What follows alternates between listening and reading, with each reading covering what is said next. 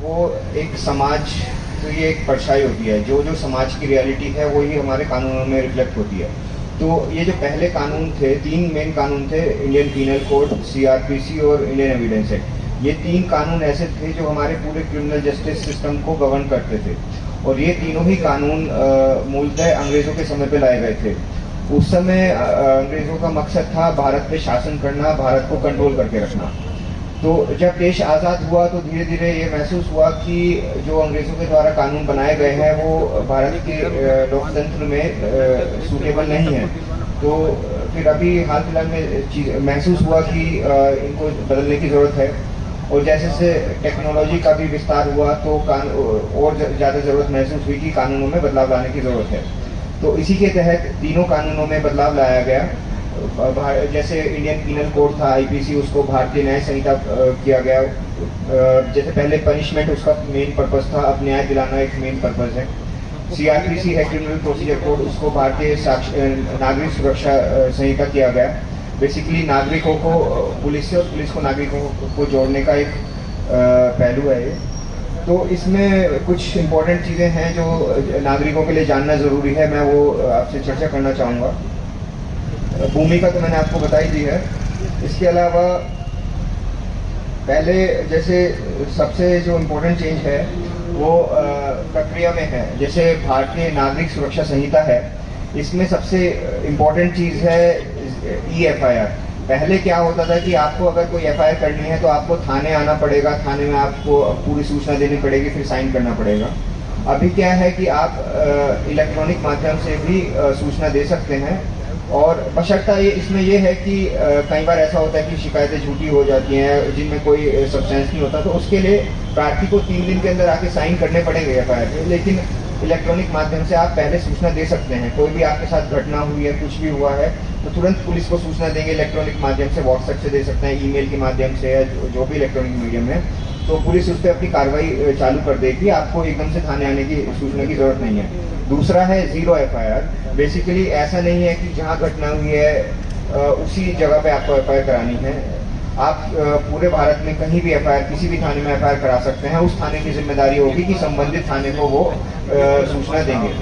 तो ये मतलब नागरिकों के लिए एक बहुत ज़रूरी चीज़ है जानना कि आप इस तरह से आप FIR में बदलाव लाया गया है। और प्रक्रिया में कुछ चीज़ें जैसे पुलिस के लिए हैं कि पहले क्या होता था कि देखा जाता था कि जो गवाह होते थे वो अपने बयान बदल देते थे कोर्ट में। तो अभी क्या है कि हर चीज़ की ऑडियो वीडियो रिकॉर्डिंग होगी, तो किसी भी गवाह के लिए अपना बयान बदलना बहुत मुश्किल होगा। साथ ही साथ पुलिस कोई भी सर्च की कार्रवाई करेगी, उसकी भी ऑडियो वीडियो रिकॉर्डिंग कंपलसरी होगी। और कुछ भारतीय न्याय संहिता में भी कुछ नए चेंजेस किए गए हैं। जैसे कि पहले एक सजा देना पे एक फोकस हुआ करता था, अब न्याय दिलाने पे है। तो एक कम्युनिटी सर्विस नाम का एक नई सजा डाली गई है कि जैसे कोई छोटे अपराध हैं, 6-7 कुछ छोटे अपराध हैं, उनके लिए बहुत कड़ी जेल की सजा ना देके कम्युनिटी सर्विस की आप जाके पेड़ लगा दें या कुछ कर दें, इस तरह की मतलब प्रावधान भी रखे गए हैं जो काफ़ी मतलब प्रोग्रेसिव हैं। इसके अलावा महिलाओं के लिए भी काफ़ी प्रावधान किए गए हैं। जैसे सेक्शन 69 डाला गया है BNS में। जैसे पहले क्या होता था कि जैसे किसी महिला के साथ किसी ने उसको धोखा देके या शादी का झांसा देके उसके साथ गलत कार्य किया, तो उसमें उसका कोई अलग से अपराध नहीं था। लेकिन अभी इसी के लिए एक नया अपराध डाला गया है। साथ ही साथ जैसे गैंग रेप जैसे घिनौने अपराध हैं जो, उनके लिए फांसी की सजा का प्रावधान किया गया है। तो उस तरह से कुछ चीज़ें की गई हैं। और जैसे एक ये है कि कोर्ट की हियरिंग या फिर कोई भी विटनेस का स्टेटमेंट देना है, कोई अपना स्टेटमेंट दे, वो इलेक्ट्रॉनिक माध्यम से किया जा सकता है। ज़रूरी नहीं है कि उसको थाने में या कोर्ट में उपस्थित होना। और इसके साथ साथ भारतीय साक्ष्य अधिनियम में भी इलेक्ट्रॉनिक मतलब टेक्नोलॉजी का इस्तेमाल करने के लिए कई बदलाव किए गए हैं। तो ये कुछ चीज़ें हैं, और धीरे धीरे जैसे जैसे कानून इम्प्लीमेंट होगा तो समय के साथ साथ और चीज़ें भी निकल के आएंगी। तो मतलब इन कानूनों का मैं स्वागत करता हूँ, और सभी नागरिकों को भी बधाई देता हूँ कि ये पुलिस को नागरिकों से और नागरिकों को पुलिस से जोड़ने की तरफ एक अहम कदम है। धन्यवाद। आज देश के इतिहास में एक नई युग का एक शुरुआत हो रहा है कि जो अंग्रेजों के समय जो दंड विधान या जो उस समय पूरे भारतीयों पे उनको शासित करने के लिए, उन्हें नियंत्रित करने के लिए जो कानून का निर्माण किया गया था, उसे वर्तमान की जो भारत सरकार है वो अपने अथक प्रयासों से कि इन जो कानून है जिससे लोगों को किस तरह नियंत्रित किया जाए, उन्हें कैसे दंडित किया जाए, इस स्वरूप में जो कानून का निर्माण किया गया था उसमें एक बहुत बड़ा परिवर्तन लाते हुए कि आम जनता और आम लोगों के उस दंड से मुक्ति के लिए उनको न्याय किस प्रकार से प्राप्त हो, न्याय जो है एक एक घर पे एक एक व्यक्ति तक पहुंचे, उसके लिए जो हमारी सरकार है उन्होंने 3 नए कानून का निर्माण किया है, जिससे लोगों को त्वरित न्याय मिल सके, सही समय पे न्याय मिल सके, उनकी जो इच्छाएं हैं वो पूरी हो सके, किसी के साथ गलत ना हो, चाहे वो अपराधी हो चाहे अपराधी हो, उनके लिए काफी सरल रूप में कानून निर्माण किया गया है। उसे आज 1 जुलाई की रात्रि से मध्य रात्रि से पूरे देश में लागू किया जा रहा है। उसी परिप्रेक्ष्य में आप सबका मैं थाना कोतवाली की ओर से जिला दुर्ग पुलिस को स्वागत करता हूं। साथ ही हमारे मंचस्थ जो वरिष्ठ अधिकारी हैं, अतिथिगण हैं, जो न्यायपालिका से, विधिक प्रकोष्ठ से, व्यापारी वर्ग से या तमाम जितने भी जगह से आए हुए हैं, उनका मैं हार्दिक स्वागत करता हूं। कानून ऐसा विषय है कि नित्य दिन, नित्य प्रतिदिन, नित्य समय उनको आपको सोचने की, समझने की बहुत आवश्यकता होती है। ये जितना करे आपको समझ नहीं आएगा, लेकिन आज जो पहला कदम रखा जा रहा है नए कानून के रूप में नए सरकार के द्वारा, मैं आपसे आग्रह करता हूं उन कानूनों का आप भी पालन करें, लोगों तक इस कानून को पहुंचाए। उसी उद्देश्य से छोटा सा कार्यक्रम रखा गया है। आज के कार्यक्रम में आप सभी उपस्थित हुए हैं, उनका मैं तहे दिल से शुक्रगुजार हूं और साथ ही आप आए हैं उसका आभार व्यक्त करता हूं। आप सभी के लिए छोटा सा स्वल्पाहार का व्यवस्था रखा गया है, कृपया ग्रहण कीजिएगा। एवं उपस्थित श्रोतागण सभी का हार्दिक अभिनंदन करती हूँ। आज 1 जुलाई 2024 को भारत में जो 3 नए आपराधिक कानून आए हैं, भारतीय न्याय संहिता, भारतीय नागरिक सुरक्षा संहिता और भारतीय साक्ष्य संहिता, ये तीनों ही रात के 12 बजे के बाद से लागू हो गए हैं। और जैसा भी मेरे पूर्व जो बचत अधिकारीगण थे उन्होंने बताया कि कवर्धा में एक केस रजिस्टर्ड भी हो गया है। ये जो तीनों कानून आए हैं, इनकी आवश्यकता क्यों पड़ी? तो ये जो 1860 का भारतीय दंड संहिता था, ये गुलाम भारत में बना था और उस समय की जो परिस्थितियां थी, अंग्रेज हम पे किसी तरह से कंट्रोल करना चाहते थे, उस तरह की परिस्थितियों को उन्होंने दंड का प्रावधान किया था। परंतु धीरे धीरे और समय समय पर इसमें कुछ परिवर्तन होते गए, संशोधन के द्वारा कुछ नई धाराएं बनी।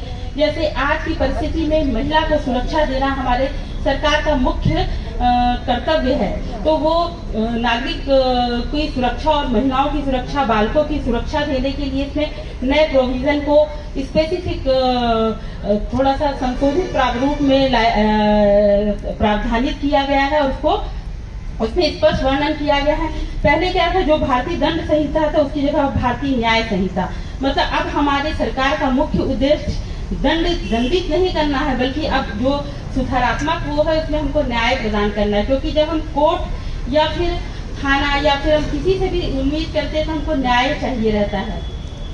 इस पे कुछ ऐसे स्पेशल प्रोविजन है जैसे 0 FIR।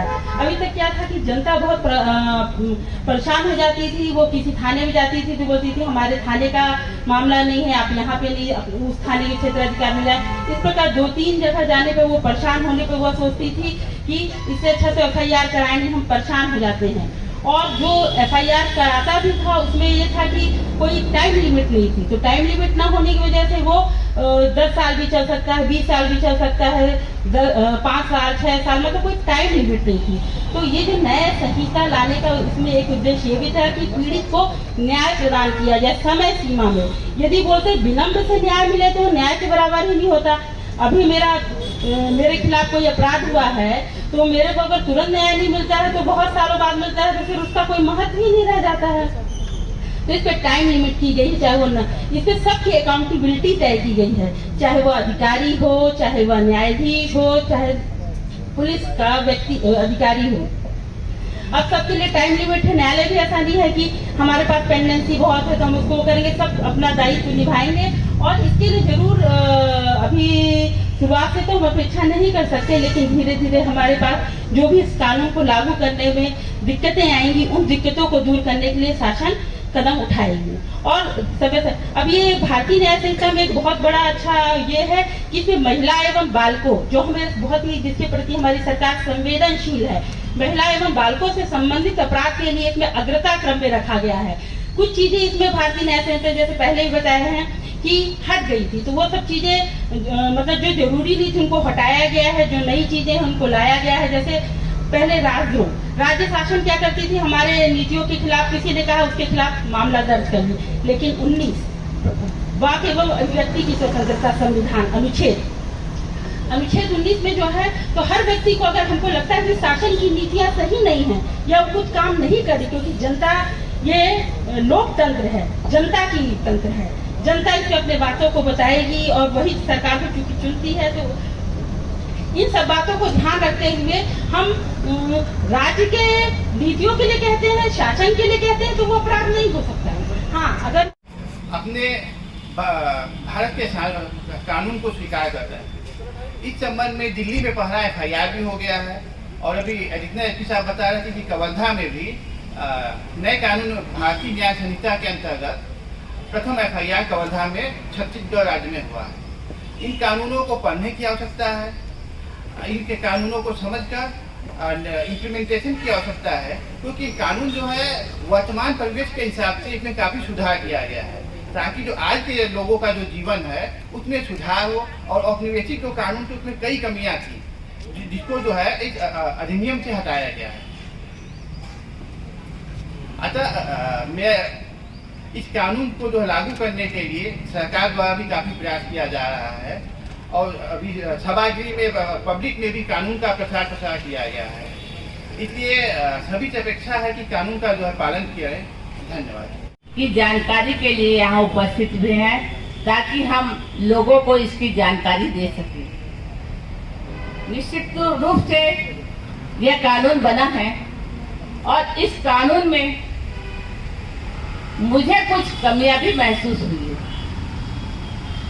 जैसे कि ये कानून बना है जिसमें 3 साल के अंदर आपको डिसीजन करना है, लेकिन इसके लिए पुलिस की भर्ती अनिवार्य है, और जहां महिलाओं से संबंधित अपराध है वहां महिलाएं ही उस पर जाएगी, तो महिला कर्मचारियों की भी भर्ती अनिवार्य है। इसी प्रकार से जजों की भी भर्ती अनिवार्य हो जाएगी। इतनी जल्दी मामले सुलझाना नामुमकिन है। और इसमें जैसे कि राजद्रोह वाला धारा 150 के मामले में मैं थोड़ा सा उस पर मुझे आपत्ति इसलिए है कि अगर आप किसी समाज के बारे में बोल रहे हैं तो आपके ऊपर आजीवन कारावास से दंडित अपराध पंजीबद्ध हो जाएगा। तो यह बात हमारे लिए एक गंभीर विषय है। हमारी स्वतंत्रता का हनन नहीं होना चाहिए। और बाकी धाराएं हैं, ठीक है, काम होना चाहिए, जल्दी होना चाहिए। हर कोई व्यक्ति चाहता है कि अपराध के बारे में जल्दी से जल्दी डिसीजन आए, लेकिन इसके लिए शासन प्रशासन को चाहिए कि वे शीघ्र भर्ती करे, और साथ ही जिस प्रकार से आज अपराध की संख्या बढ़ती जा रही है, और देखते हैं छोटे अपराधी तो जल्दी पकड़ में आ जाते हैं, लेकिन बड़े अपराध करने वाले यहाँ से करोड़ों का लोन लेकर फरार हो जाते हैं। ऐसे लोगों पर भी एक कड़े नियम लागू होना चाहिए, ताकि हमारे देश की संपत्ति बर्बाद ना हो। हम सब नए कानून का स्वागत करते हैं, और जो भी परेशानियां हैं उस पर हम आगे चर्चा करेंगे और अपनी बात शासन प्रशासन तक रखेंगे। धन्यवाद। जय भारत। संघ के अध्यक्ष मैडम, नगर पुलिस अधीक्षक साहब, डीपीओ मैडम अनिल जायसवाल जी, जैसा कि आपको पता है पिछले कई वर्षों से इस कानून में बदलाव की आवश्यकता हो रही थी। लगातार हम लोग कोर्ट में देखते हैं, मैडम हमारी सबकी 25 साल से ऊपर की वकालत हो गई, लगातार इसमें कई सारी कमियां थी जिसकी वजह से आदमी कभी परेशान होता था, पुलिस स्टेशन में परेशान होता था। बीच में आपने देखा होगा एक अरनेश कुमार का एक केस लगा था, उसमें आया था कि बिना किसी को सुने हुए, बिना प्रार्थी को जिसके खिलाफ शिकायत हो रही उसको सुने बिना गिरफ्तार नहीं करना है। अभी छोटे मोटे अपराध में आपने देखा होगा, छोटे मोटे चोरी के जो अपराध है उसमें थाने से छोड़ देना है, समय देना है। पहले के जो कानून थे उसमें ऐसा था, पुलिस गिरफ्तार कर लेती थी और कोई कार्रवाई, कोई सुनवाई नहीं होती थी। अभी ऐसा कानून आया कि 15 दिन, 10 दिन, 15 दिन उसको भी मौका देना है, उसको भी अवसर देना है, वो भी अपनी बात रखना चाहता है। कई बार हम शिकायत दिखाने जाते हैं, डायरेक्ट FIR हो जाती है। अब ऐसा नहीं है, अब कोर्ट में कुछ दिक्कतें होगी कि वीडियोग्राफी होगी, सारी चीज की वीडियोग्राफी होगी। जो भी घटनाएं महिलाओं से संबंधित अपराध है, बच्चों से संबंधित अपराध है, उसमें जो एक शानदार हुआ वो एक राष्ट्रद्रोह का जो मामला, उसके ऊपर कोर्ट ने बहुत किया। पूरे देश में लोग राष्ट्रद्रोह करते हैं, पूरे देश के लोग देश के खिलाफ बोलते हैं। वो धारा में ऐसा है कि आजीवन कारावास, मृत्युदंड तक की संभावना उसमें होनी चाहिए, क्योंकि लोग देश के खिलाफ कोई भी बोलता है वो देश का विरोधी है, किसी प्रकार का आदमी है। उस कानून में बदलाव लाया है। पुराने कानून में बहुत सारा बारीकियां थी, बहुत सारी बारीकियां थी, लोग उसका मौका देकर, फायदा देकर उसको अपने हिसाब से उपयोग करते थे। उन सबको परिवर्तन किया गया है। आपने देखा होगा कि जितनी हत्या की धारा थी, सब धाराओं में चेंज किया है। हम लोग चूंकि एडवोकेट है, हम लोग के लिए भी अब एक पढ़ने का और शोध का विषय है कि हम लोग को भी बुक्स वगैरह देख के उसमें चेंज करना पड़ेगा। पहले हम लोग बोलते थे 302 का आरोपी है, 420 किया है, सब खत्म हो गया। अब वो सब खत्म हो गया। आज की तारीख से एक नया अध्याय भारत में चालू हुआ है। आप सभी को इसका स्वागत करना चाहिए। धीरे धीरे कोई भी चीज कम ज्यादा रहती है, उसकी कमियां कम ज्यादा होती है, अमेंडमेंट्स होंगे, समय समय पर सारी चीजें होंगी, लेकिन अभी जो कानून आया है उसको सबको तहे दिल से सबको स्वागत करना चाहिए। यहाँ पर आपने बुलाया उसके लिए बहुत बहुत धन्यवाद।